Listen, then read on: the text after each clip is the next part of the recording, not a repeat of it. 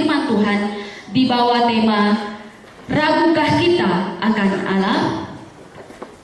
Ragukah kita akan Allah? Dan yang mendasari kebenaran firman Tuhan kita pada pagi hari ini, kita akan bersama-sama membaca Alkitab dari Yesaya pasal 49 ayatnya yang ke-8 hingga ayatnya yang ke-26.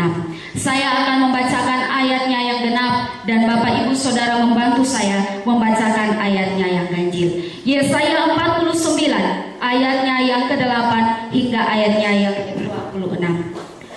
Sion dipulihkan. Beginilah firman Tuhan, pada waktu aku berkenan, aku akan menjawab engkau, dan pada hari aku menyelamatkan, aku akan menolong engkau. Aku telah membentuk dan memberi engkau menjadi perjanjian bagi umat manusia, untuk membangunkan bumi kembali dan untuk membagi-bagikan tanah pusaka yang sudah sunyi sepi.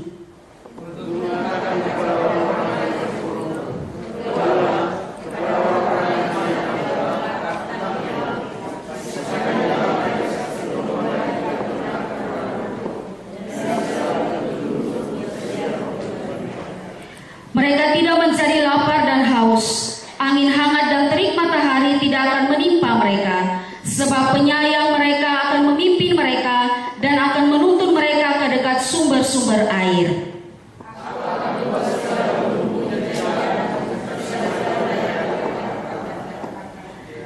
Lihat, ada orang yang datang dari jauh, ada dari utara dan dari barat, dan ada dari tanah Sinim.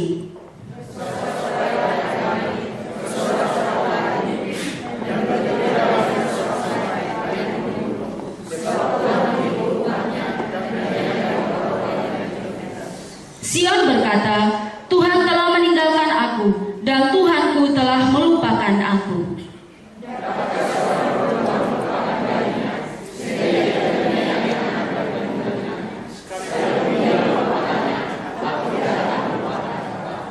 Lihat, aku telah melukis engkau di telapak tanganku, tembok-tembokmu tetap di ruang mataku.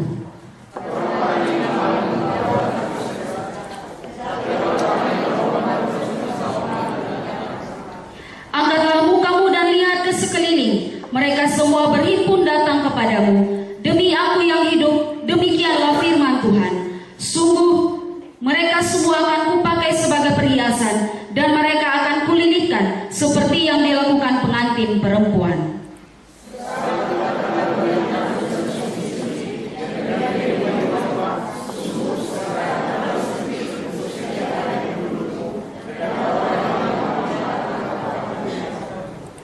Malahan anak-anakmu yang kau sangka hilang akan berkata kepadamu, tempat ini terlalu sempit bagiku, menyisilah supaya aku dapat diam di situ.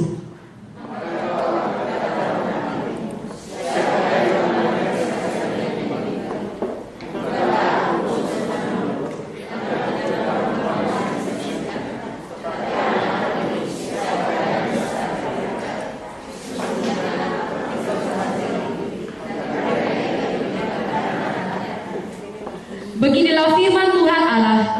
Lihat, aku akan mengangkat tanganku sebagai tanda untuk bangsa-bangsa, dan akan memasang panji-panjiku untuk suku-suku bangsa. Maka mereka akan menggendong anak-anakmu laki-laki, dan anak-anakmu perempuan akan didukung di atas bahunya.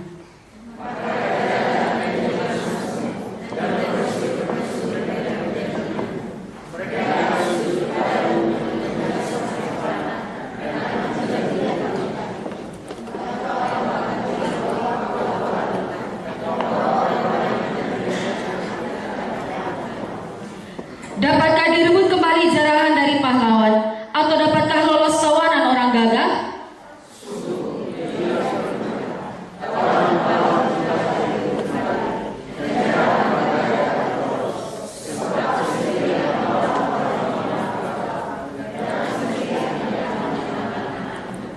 Aku akan memaksa orang-orang yang menindas engkau memakan dagingnya sendiri, dan mereka akan mabuk minum darahnya sendiri, seperti orang mabuk minum anggur baru, supaya seluruh umat manusia mengetahui bahwa aku Tuhan adalah juru selamatmu dan penebusmu yang maha kuat, Allah Yakub.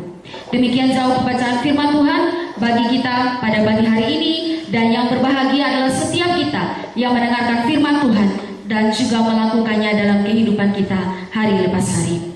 Bapak Ibu Saudara yang terkasih dalam Tuhan, jika kita ditanya dengan pertanyaan, apakah kita meragukan Allah? Atau kita ditanya, ragukah kita akan Allah? Maka secara tegas dan penuh kepercayaan diri kita akan mengatakan tidak. Karena kita percaya bahwa Allah selalu ada dan senantiasa menolong kita. Sehingga kalau kita ditanya, ragukah kita akan Allah? Maka kita akan menjawab tidak. Namun kadang-kadang keyakinan kita itu, keyakinan bahwa kita tidak pernah meragukan akan Allah itu seolah-olah lenyap di saat kita berada dalam kondisi yang sukar, di saat kita berada dalam pergumulan yang berat, atau di saat kita berada dalam keadaan yang sangat-sangat membuat kita pilu hati kita. Dan ketika itu kita merasa membutuhkan pertolongan Tuhan dalam kehidupan kita, tapi kita melihat seolah-olah sepertinya Tuhan tidak menolong kita. Lalu akhirnya kita mulai berteriak dan kita mulai bertanya, di manakah Tuhan saat saya membutuhkan pertolongan Tuhan? Di manakah Tuhan saat saya dalam keadaan yang sukar? Di manakah Tuhan saat saya berada dalam pergumulan yang berat? Dan pertanyaan-pertanyaan lain yang kita ajukan, yang secara tidak langsung kita sebenarnya meragukan Allah itu sendiri. Dan akhirnya kita meragukan Dia dalam kehidupan kita. Sama seperti istri Ayub, ketika dia hidup bersama dengan Ayub. Sekian lama dia hidup bersama dengan Ayub, dan karena kehidupan dia bersama dengan Ayub itu dia hidup di dalam seluruh kebaikan, seluruh kemewahan, dan akhirnya membuat dia juga beriman kepada Allah bersama-sama dengan Ayub. Tapi apa yang terjadi ketika keluarganya dihantam dengan cobaan yang begitu berat? Harta bendanya hilang, anak-anaknya meninggal, bahkan suaminya sendiri mengalami sakit. Apa yang dikatakan oleh istri daripada Ayub? Istri Ayub berkata, masih bertekunkah engkau dalam kesalehanmu? Kutukilah Allahmu dan matilah. Itu yang dikatakan istri Ayub kepada Ayub ketika dia melihat seolah-olah hidupnya itu hancur pada saat itu. Itu yang sering terjadi. Ada sepasang suami istri, sebuah keluarga yang sangat mengasihi Tuhan. Mereka hidup dekat dengan Tuhan, dan setiap pagi mereka selalu berdoa sebelum masing-masing melakukan aktivitasnya sehari-hari.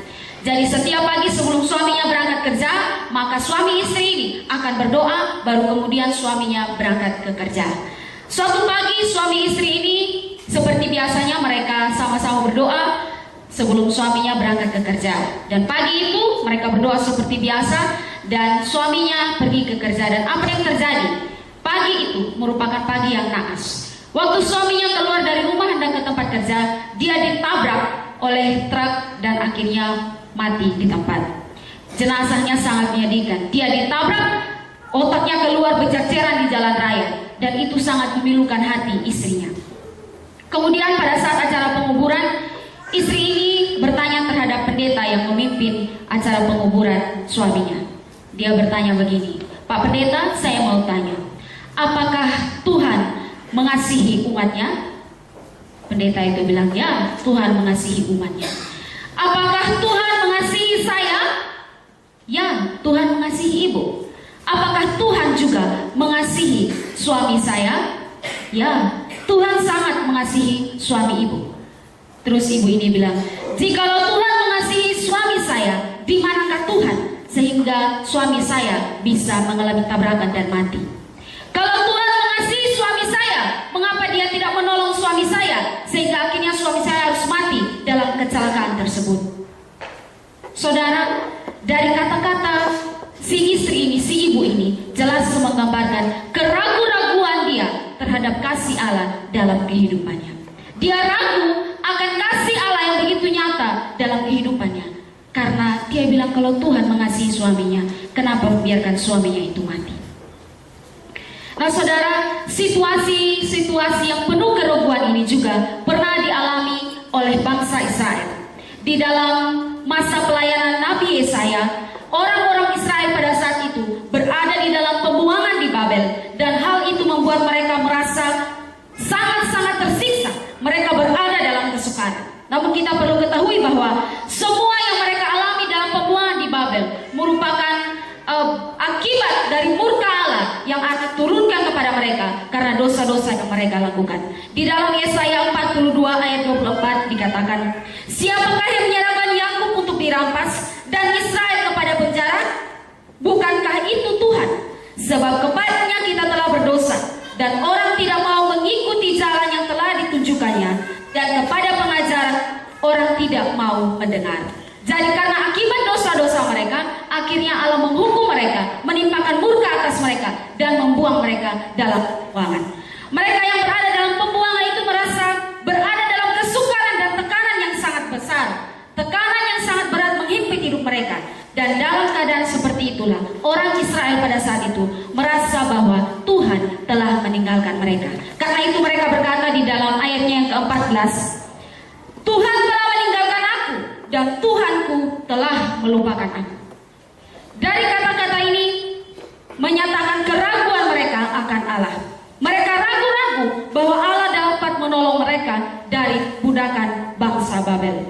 Mereka ragu apakah Allah masih mau menolong mereka karena dosa-dosa yang mereka buat. Mereka ragu apakah Allah masih mau menolong mereka, apakah Allah masih mau mengampuni mereka dan membuat mereka terlepas dari belenggu di dalam pembuangan di Babel pada saat itu. Sehingga mereka terus berkata, Tuhan telah meninggalkan aku dan Tuhanku telah melupakan aku.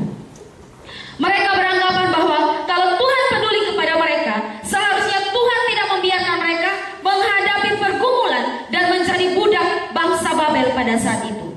Atau kalau seharusnya Tuhan mengasihi mereka, Tuhan menolong mereka, maka sebenarnya Tuhan harus membebaskan mereka dari perbudakan bangsa Babel pada saat itu, sama seperti yang pernah Tuhan lakukan pada nenek moyang bangsa Israel.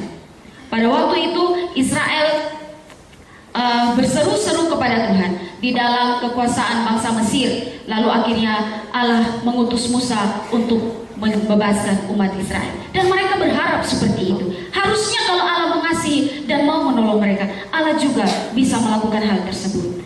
Nah saudara, dalam keadaan bangsa Israel yang penuh keraguan-raguan seperti ini, dalam keadaan bangsa Israel yang berada dalam kesukaran seperti ini, ragu akan kasih dan pertolongan serta perkenan Allah, Allah mengutus seorang nabi yang begitu luar biasa, yaitu Nabi Yesaya di tengah-tengah bangsa Israel untuk yang pertama menyerukan pertobatan bagi bangsa itu. Mereka harus berbalik dan percaya kepada Allah. Dan yang kedua, untuk menyerukan kepada mereka bahwa Allah akan menolong mereka. Yesaya diutus ke tengah-tengah bangsa Israel untuk menyerukan pertobatan, tapi juga untuk menyerukan suatu berita yang begitu gembira, yaitu Allah tidak melupakan mereka. Allah akan menolong mereka dan Allah akan membebaskan mereka. Dan ini untuk menghapus semua keraguan-raguan yang ada di dalam hati bangsa Israel terhadap Allah. Dan renungan firman Tuhan ini juga akan menolong kita untuk membuang semua keraguan-raguan kita kepada Allah apabila kita berada di dalam kondisi yang seperti dialami oleh bangsa Israel. Firman Tuhan ini juga membuat kita membuang segala keraguan-raguan kita kepada Allah jika kita saat ini berada dalam perasaan seperti orang Israel yang berada dalam kesukaran dan tekanan. Tidak meragukan akan Allah. Nah karena itu hari ini kita akan melihat 3 alasan mengapa kita tidak boleh meragukan akan Allah. Ada 3 alasan mengapa kita tidak boleh meragukan akan Allah. Yang pertama, kita tidak boleh ragu akan Allah karena Allah sangat mengasihi kita. Saudara, bangsa Israel saat itu ragu akan kasih Allah bagi mereka. Mereka yang sedang mengalami kesulitan yang besar merasa bahwa Allah meninggalkan mereka dan Allah melupakan mereka. Karena itu, untuk menjawab keraguan-raguan dari bangsa Israel pada saat itu, Allah menanggapinya dengan memberikan 2 gambaran yang menyatakan betapa kasih Allah yang besar bagi bangsa saat itu. Gambaran yang pertama yang dipakai yaitu kasih Allah kepada umatnya melampaui kasih seorang ibu kepada anaknya. Kita bisa lihat dalam ayat yang ke-15. Dapatkah seorang perempuan melupakan bayinya sehingga ia tidak menyayangi anak dari kandungannya? Sekalipun dia melupakannya, aku tidak akan melupakan engkau. Jadi ini gambaran yang pertama, bahwa kasih Allah melebihi kasih seorang ibu. Dikatakan bahwa dapatkah seorang perempuan atau seorang ibu melupakan bayinya? Ya, di sini kita sering melihat bahwa di sini dipakai gambaran ibu atau perempuan, karena figur seorang ibu atau seorang perempuan itu identik dengan yang namanya kasih sayang. Jadi ibu itu identik dengan kasih sayang. Dan karena itu ada lagu yang mengatakan, kasih ibu kepada beta tak terhingga sepanjang masa, dan sisa ayat yang berikut. Ya, kasih ibu kepada beta tak terhingga sepanjang masa. Kalau kita perhatikan baik-baik lagu ini, tidak pernah lagu ini dikatakan kasih Bapa kepada beta tak terhingga sepanjang masa. Tidak ada ya. Kenapa demikian? Tidak ada kasih Bapa kepada beta. Karena kelihatannya naluri seorang perempuan atau naluri seorang ibu itu penuh dengan yang namanya kasih sayang.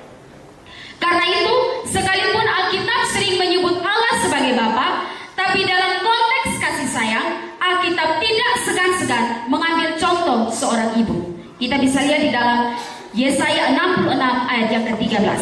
Seperti seseorang yang dihibur ibunya, demikianlah aku ini akan menghibur kamu. Kamu akan dihibur di Yerusalem. Jadi memakai gambaran ibu yang menghibur anaknya. Ya. Di dalam Matius 23 ayat yang ke-27.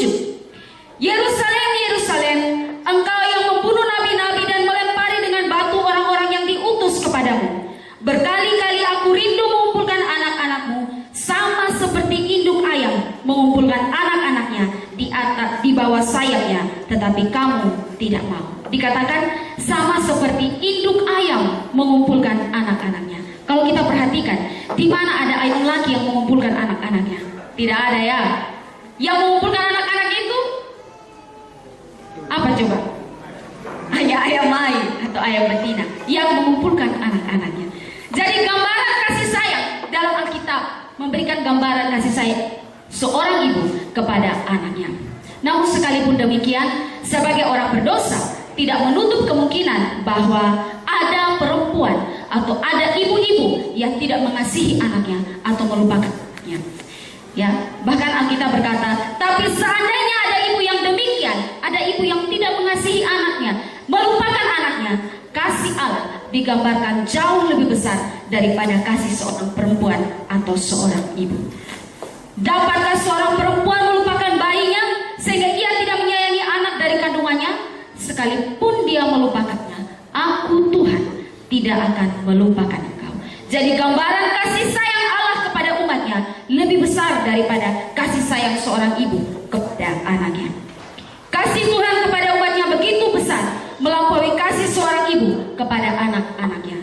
Jika umatnya bersalah, jika umatnya berdosa, pasti Tuhan menghajar mereka. Tetapi hajaran itu tidak lantas membuat Tuhan melupakan dan membuang mereka selama-lamanya. Tuhan menghajar mereka, tapi Dia tetap mengasihi mereka. Di dalam Yeremia 3 ayat 20 sampai ayat yang ke-21 dikatakan, anak kesayangankah gerangan Efraim bagiku, atau anak kesukaan? Sebab setiap kali aku menghardik dia, tak putus-putusnya aku terkenang kepadanya. Sebab di hatiku terharu, sebab itu hatiku terharu terhadap dia. Tak dapat tidak aku akan menyayanginya. Demikianlah firman Tuhan. Dirikanlah bagimu rambu-rambu jalan, pasanglah bagimu tanda-tanda jalan. Perhatikanlah jalan raya baik-baik, yakni jalan yang telah kau tempuh. Kembalilah hai anak darah Israel, kembalilah ke kota-kotamu ini.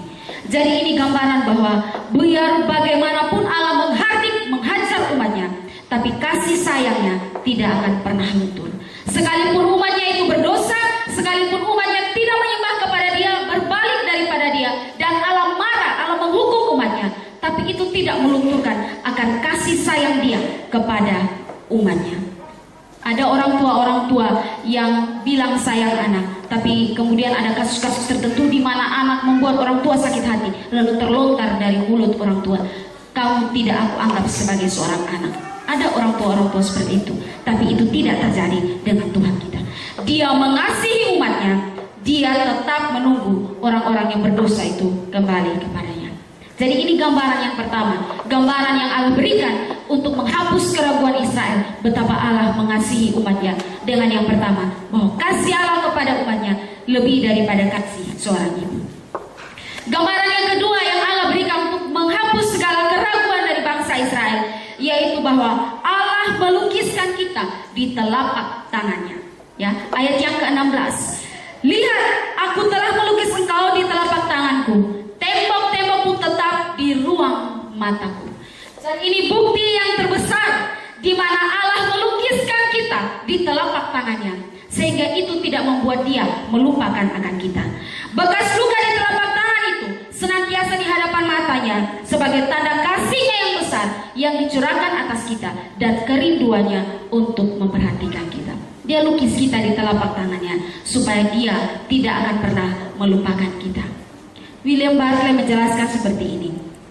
Pada masa itu ada kebiasaan untuk menggambar sesuatu yang disayangi di atas kulit tangan seseorang, tidak harus di telapak tangan, dengan tusukan jarum lalu dibakar sehingga menjadi permanen. Jadi ini semacam tato, cap atau materai. Ya, jadi mungkin ini tato-tato yang dibuat di tangan seperti itu. Dan ini dilakukan karena pada masa itu belum ada yang namanya kamera, sehingga bisa difoto sesuatu yang kita sayangi itu untuk dibawa kemana-mana.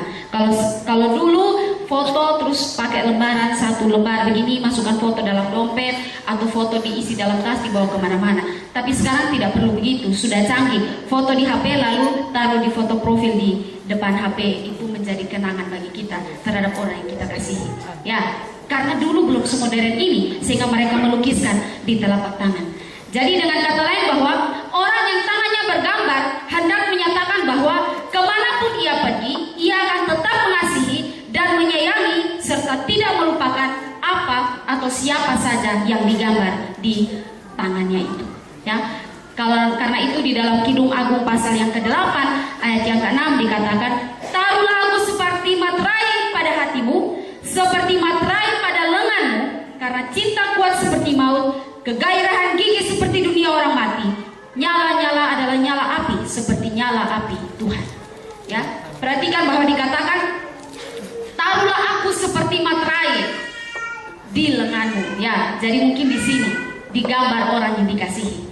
Ya, karena itu jika seseorang mengasihi, misalnya ya, ada orang yang mengasihi orang lain, terus kemudian karena dia sangat begitu mengasihi orang tersebut, akhirnya dia menggambar atau dia melukiskan di telapak tangannya, sehingga sampai kemanapun dia pergi, dia tidak akan pernah melupakan orang yang dia kasihi. Ya, seperti ini. Ya.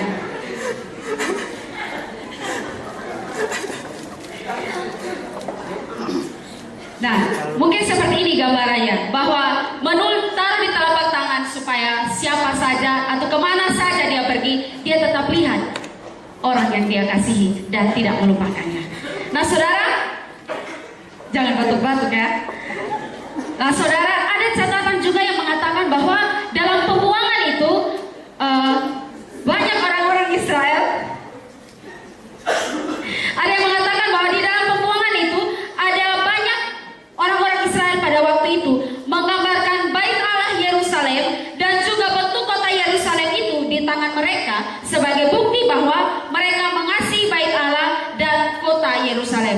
Jadi dalam pembuangan, orang-orang Israel yang berada dalam pembuangan waktu itu menggambar bait Allah dan juga kota Yerusalem di tangan mereka sebagai bukti bahwa mereka mengasihi dan tidak melupakan bait Allah dan kota Yerusalem. Nah, ini gambaran yang sangat bagus.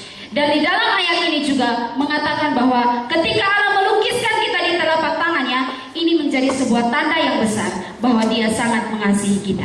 Bahkan bukan hanya di telapak tangan saja, tapi Yerusalem pun digambar di dalam matanya. Di dalam ayat yang ke-16 dikatakan, lihat, aku telah melukis engkau. Lihat, aku telah melukis engkau di telapak tanganku. Tembok-tembokmu tetap di ruang mataku. Ya, bagaimana Allah begitu mengasihi orang Israel dan Allah juga mengasihi Yerusalem.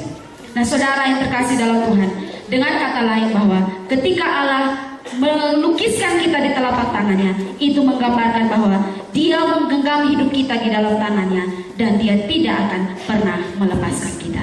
Nah, jadi dua gambaran ini menjelaskan betapa besar kasih Allah bagi anak-anaknya, betapa besar kasih Allah bagi umatnya. Saudara yang terkasih dalam Tuhan, Karena itu ini menjadi sangat penting bagi kita untuk kita tidak meragukan akan kasih Allah. Jangan pernah ragukan Allah karena Dia sangat mengasihi kita. Kasih Allah kepada kita tidak akan pernah luntur. Kasih Allah kepada kita tidak akan pernah gagal. Apapun keadaan kita, dalam situasi seperti apapun kita, Ia tetap mengasihi kita dan tidak melupakan kita. Yesaya 54 ayat yang ke-7. Hanya sesaat lamanya aku meninggalkan engkau, tapi karena kasih sayang yang besar, aku mengambil engkau kembali. Umatnya boleh berdosa, dia seolah-olah menghajar umatnya, tapi itu tidak melunturkan kasihnya. Bagaimanapun keadaan umatnya, dia tidak pernah melunturkan kasihnya bagi umatnya. Karena itu saudara, jangan sedikit pun kita meragukan akan Allah. Percayalah bahwa apapun keadaan saudara saat ini, saudara mengalami kesedihan karena ditinggal oleh suami atau istri saudara. Saudara mengalami kesedihan karena ada begitu banyak hal-hal yang saudara alami dalam hidup saudara dengan begitu banyak pergumulan yang berat. Yakinlah bahwa dalam keadaan seperti itu, Dia tetap mengizinkan saudara. Ia mengizinkan saudara melewati hal-hal tersebut karena supaya Dia mengajarkan saudara berharap dan bergantung kepadanya. Tapi yang berikut, Dia mengizinkan saudara melewati hal-hal tersebut, melewati pergumulan yang berat, supaya saudara sadar dan mengoreksi diri tentang kesalahan saudara dan kembali kepadanya. Karena itu saudara, ingatlah ini setiap kali saudara meragukan Allah. Ingatlah ini setiap kali saudara meragukan pemeliharaannya. Ingatlah ini setiap kali saudara meragukan kepeduliannya. Ingatlah ini setiap kali saudara meragukan berkatnya, bahwa Dia mengasihi saudara. Dia sangat mengasihi saudara. Ingat akan nama Yesus, kau yang susah dan sedih. Nama itu menghiburmu kemana saja kau pergi. Dia begitu mengasihi saudara. Ingatlah akan kasihnya, karena kasihnya menjadi bukti bagi kita begitu luar biasa bahwa Dia memperhatikan saudara. Nah, itu alasan yang pertama, mengapa kita tidak boleh meragukan Allah, karena Ia sangat mengasihi kita. Gambaran yang kedua atau alasan yang kedua, mengapa kita tidak boleh meragukan Allah, karena Allah tidak pernah ingkar janji. Karena Allah tidak pernah ingkar janji. Saudara, bangsa Israel adalah bangsa pilihan Tuhan, umat kesayangan Tuhan. Dan karena itu dalam Ulangan pasal 7 ayat yang ke-6 dikatakan, sebab engkaulah umatku yang kudus bagi Tuhan Allahmu, engkaulah yang dipilih oleh Tuhan Allahmu dari segala bangsa di atas muka bumi untuk menjadi umat kesayangannya. Jadi bangsa Israel dipilih dan dikhususkan menjadi umat pilihan Tuhan pada waktu itu. Dan walaupun bangsa Israel adalah umat pilihan Allah, umat kesayangan Allah, namun kita tahu bahwa bangsa ini adalah bangsa yang tegar tengkuk. Mereka sering memberontak kepada Allah, mereka sering menyembah baal-baal lain, mereka tidak taat kepada Allah, dan hal itu sangat mendukakan hati Tuhan. Dan karena itu lalu Tuhan mengajar mereka dan membuat mereka menderita di dalam pembuangan di Babel. Namun semua itu tidak membuat Tuhan ingkar akan janji yang sudah Dia berikan. Kalau kita lihat teks ini, kita melihat bahwa kesetiaan Allah kepada umatnya itu tidak berubah dengan semua pelanggaran yang dilakukan oleh bangsa ini.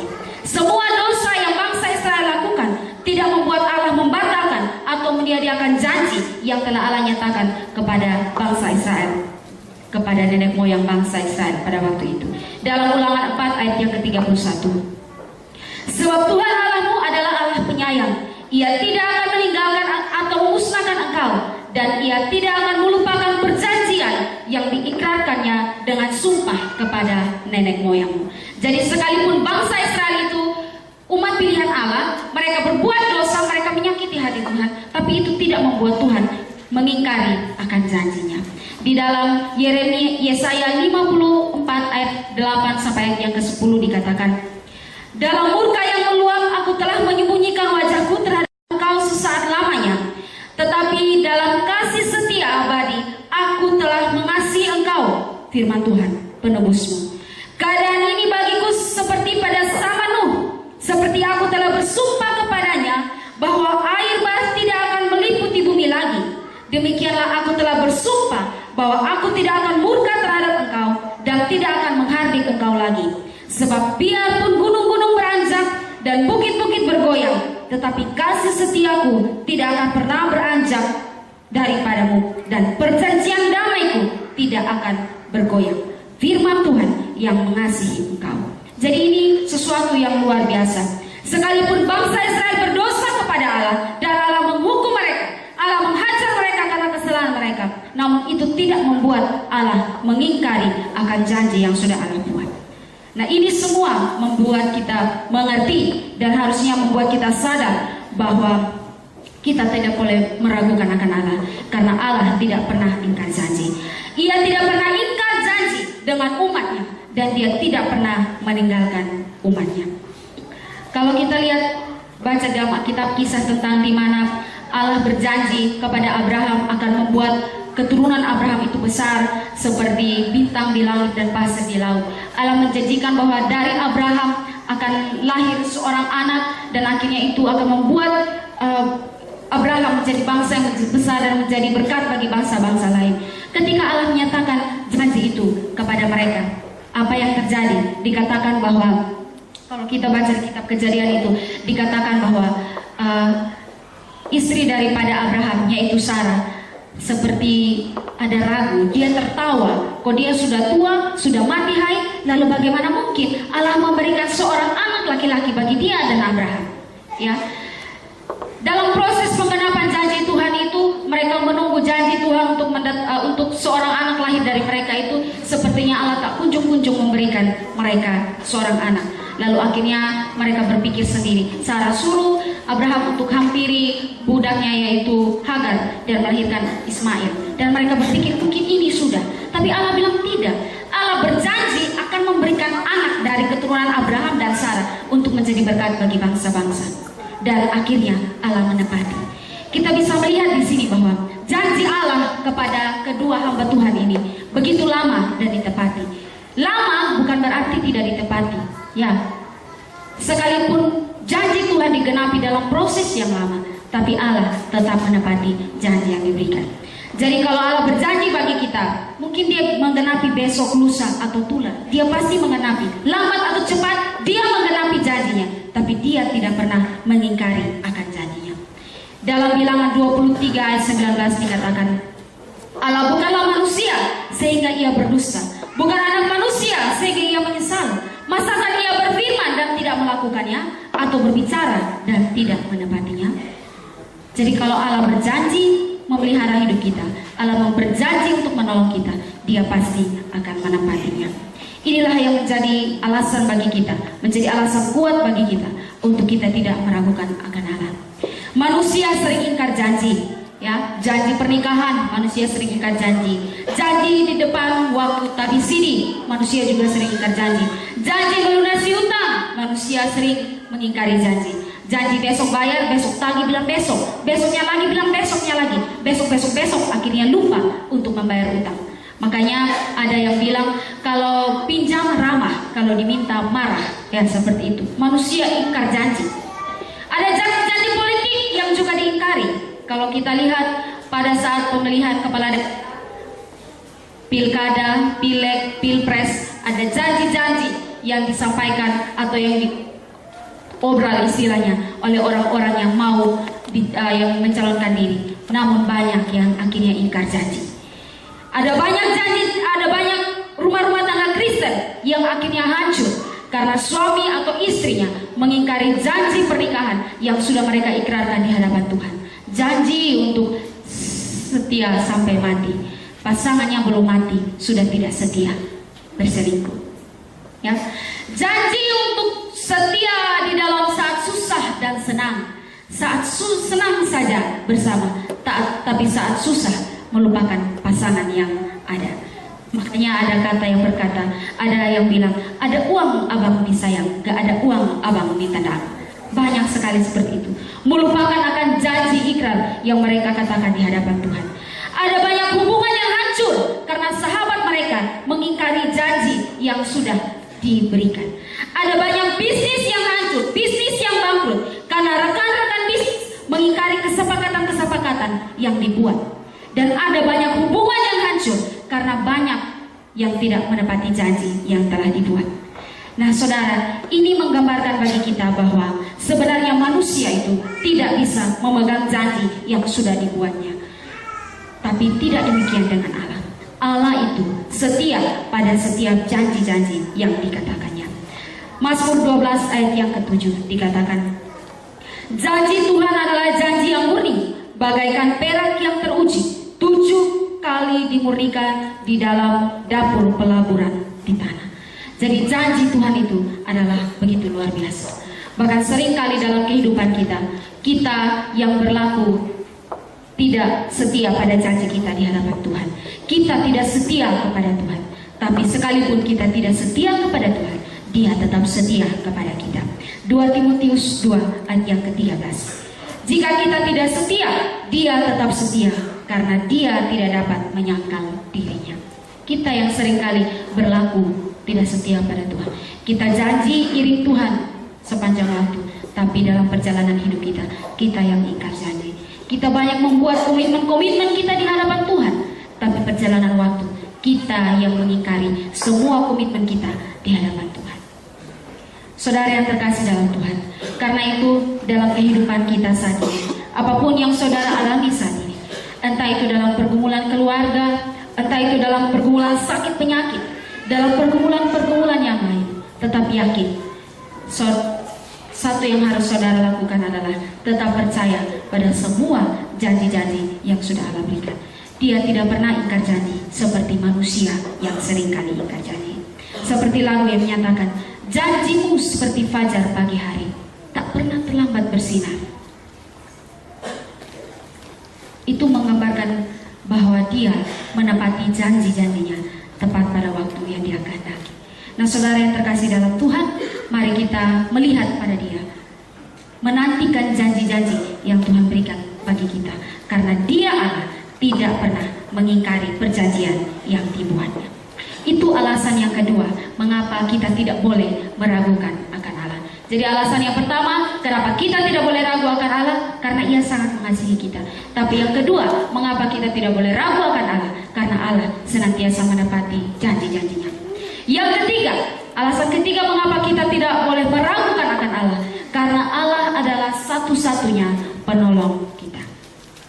Saudara yang terkasih dalam Tuhan, jika kita melihat akan perjalanan kehidupan dari bangsa Israel, kita bisa melihat bahwa bangsa Israel itu sungguh kurang ajar. Kita bisa melihat apa yang dilakukan oleh bangsa Israel. Mereka berdosa, meninggalkan Allah, mereka tidak peduli pada Allah, dan rasa-rasanya kalau kita pikir mereka tidak layak atau tidak pantas untuk menerima pengampunan dan pertolongan dari Allah. Ya, sudah tidak, kalau kena kita, ada orang yang sangat kita kasihi lalu mengkhianati kita, membuat sakit hati kita, apa yang kita lakukan? Parsetan lu layak untuk diampuni. Sepertinya itu juga yang harusnya diterima oleh bangsa Israel pada saat itu. Tapi itu tidak. Allah tetap mengasihi umatnya. Allah memegang janji-janji yang Dia berikan kepada umatnya. Dan yang berikut adalah Allah sedia menolong umatnya. Sebelum bangsa Israel dihukum dalam pembuangan di Babel, Israel hidup dengan tidak menyembah Allah. Mereka mempercayai ilah-ilah lain. Mereka menyembah patung-patung buatan tangan mereka sendiri. Dan ketika bangsa Israel dalam pembuangan di Babel itulah, ilah-ilah yang mereka sembah, patung-patung yang mereka sembah tidak bisa menyelamatkan mereka. Ya, mereka membuat patung-patung dari buatan tangan mereka sendiri, lalu sujud menyembah, tapi tidak bisa menolong mereka saat mereka berada dalam pembuangan di Babel. Semua itu tidak bisa menolong mereka. Hanya Allah lah yang bisa menolong mereka. Dan justru dalam keadaan seperti itulah Allah juga berkenan untuk menolong umatnya.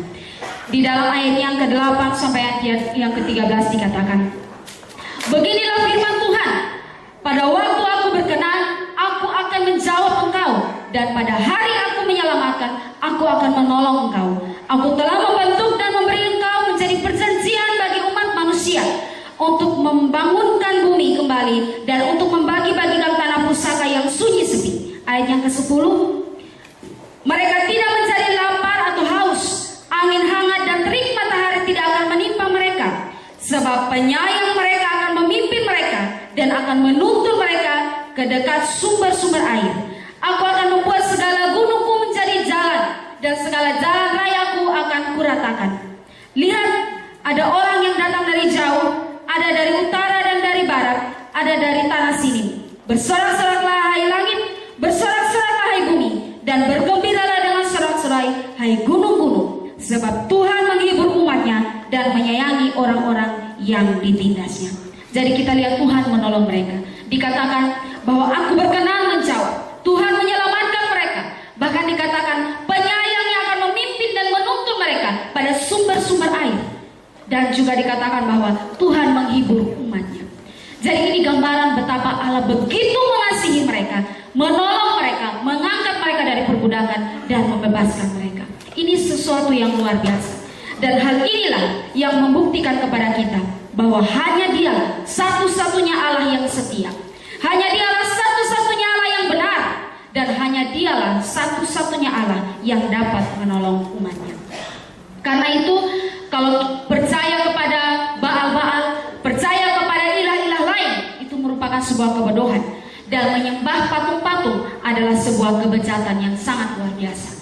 Berharap pada manusia adalah sesuatu yang bodoh, karena manusia tidak punya kemampuan apa-apa.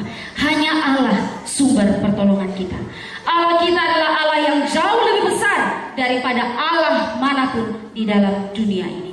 Dia lebih besar, Dia lebih perkasa, Dia lebih berkuasa dari sesuatu yang ada di bawah kolong langit ini. Kita bisa lihat di dalam Yesaya 40 ayat 18 dan 19, ayat 21 sampai 22, 25, 26 dan 28. Demikian firman Tuhan.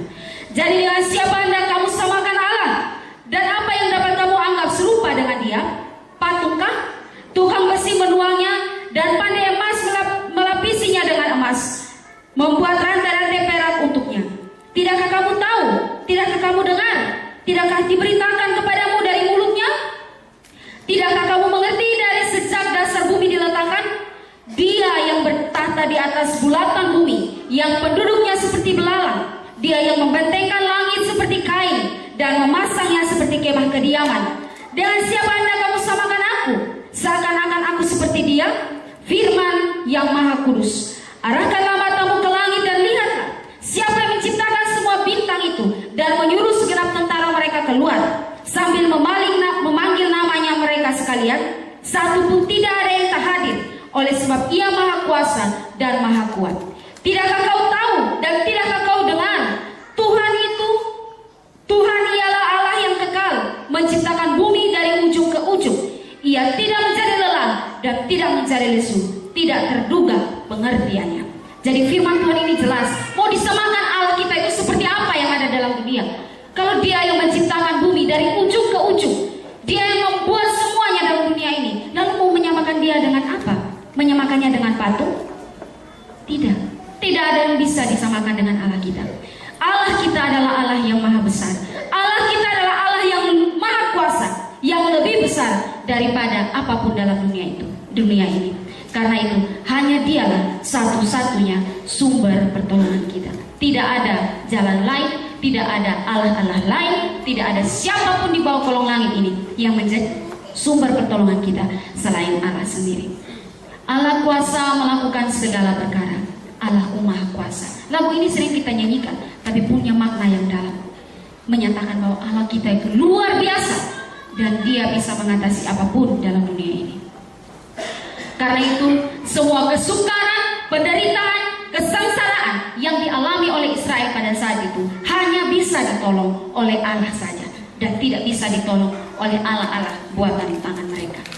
Nah saudara, ini yang menjadi alasan bagi kita supaya kita tidak meragukan akan Allah, karena Dia sumber pertolongan dalam hidup kita. Ini harus kita taruh dalam hati kita. Ingat bahwa Allah sumber pertolongan kita, tidak pada orang lain. Waktu saya kuliah dulu, ada kakak kelas saya, mereka kalau di kampus kami itu kebiasaan punya aturan bahwa kami setelah skripsi baru kemudian turun praktek tahunan selama 1 tahun. Dan turun praktek tahunan selama 1 tahun, setelah itu kembali ke kampus, baru diwisuda dan diutus untuk pelayanan ke gereja-gereja. Nah, ada satu kakak kelas saya yang dia sudah selesai skripsi dan dia turun praktek tahunan. Dan kami juga di kampus itu kalau sudah turun praktek tahunan tapi tetap bayar uang sekolah, sekalipun tidak full karena kami tidak tinggal di asrama, jadi bayar setengah daripada uang sekolah bulanan yang kami bayar.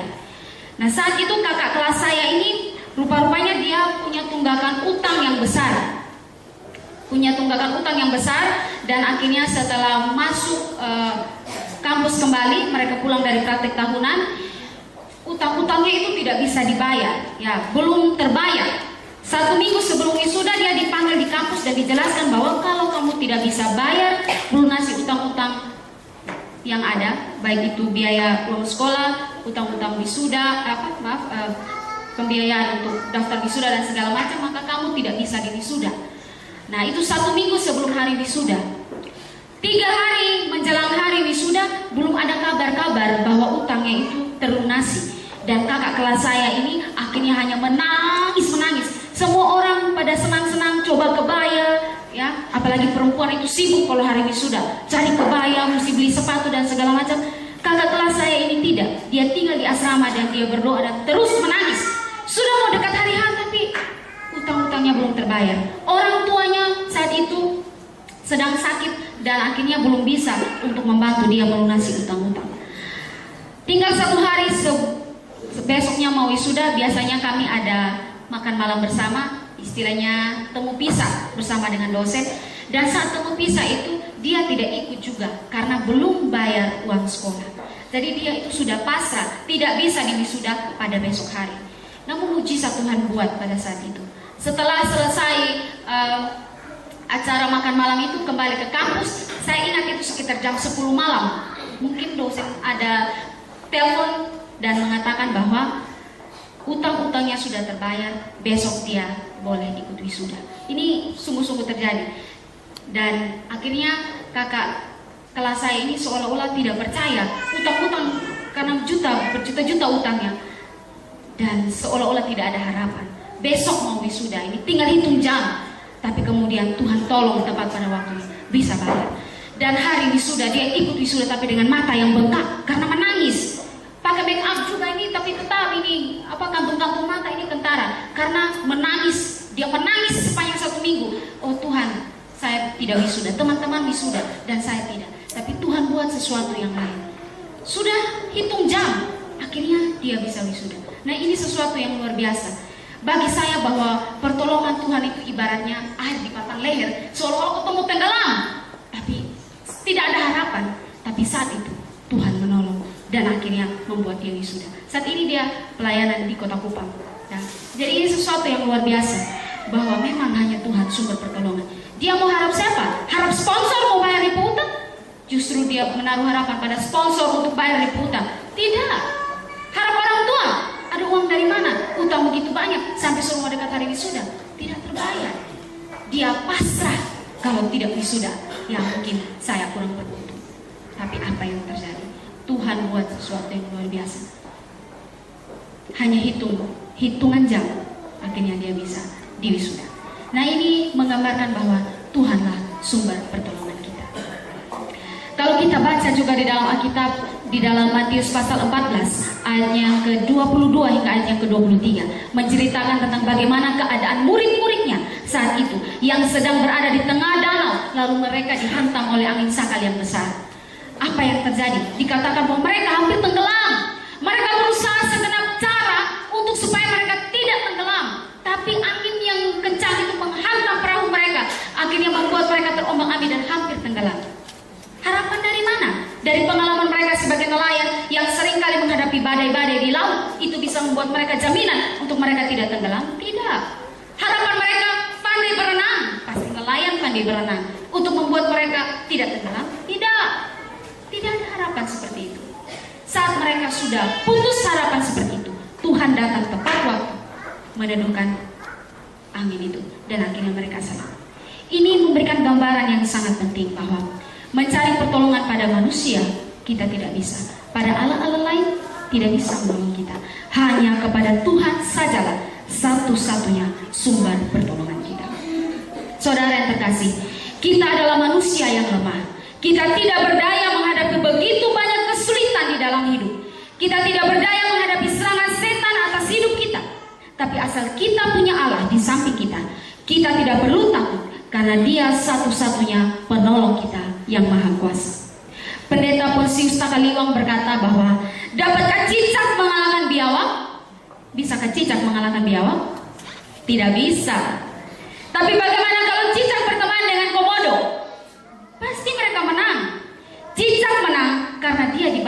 oleh komodo. Itu juga gambaran bagi kita. Kita ini tidak berdaya, sama seperti cicak di hadapan biawak. Tapi kalau ada kekuatan besar di samping kita, yakni Tuhan, seperti komodo di samping cicak, maka kita pasti akan tertolong dan pasti kita akan menang. Ini sesuatu yang luar biasa. Ya, makanya Daud berkata di dalam Mazmur 23 ayat yang keempat, sekalipun aku berjalan dalam lembah kekelaman, lembah bayang-bayang maut, aku tidak takut bahaya, sebab Engkau besertaku. Gadahmu dan tongkatmu, itulah yang menghibur aku. Ini pernyataan iman daripada Daud. Walau berjalan dalam lembah yang gelap, kalau Tuhan beserta, maka dia tidak akan pernah takut.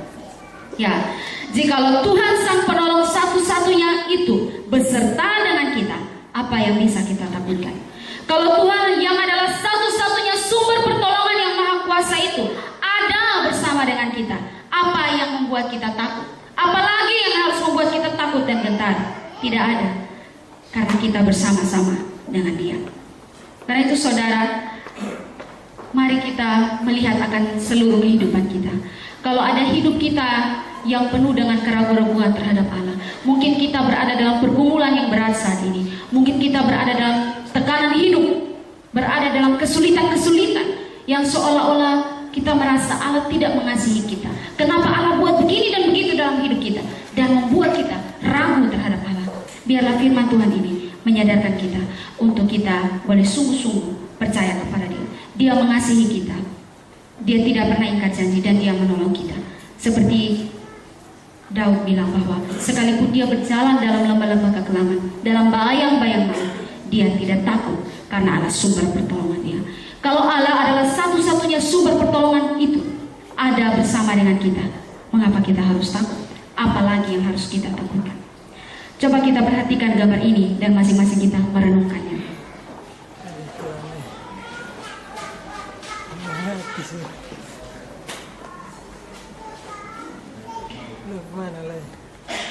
Kita perhatikan gambar ini dan masing-masing merenungkannya dalam hati, mengambil inti apa yang terdapat dalam gambar ini.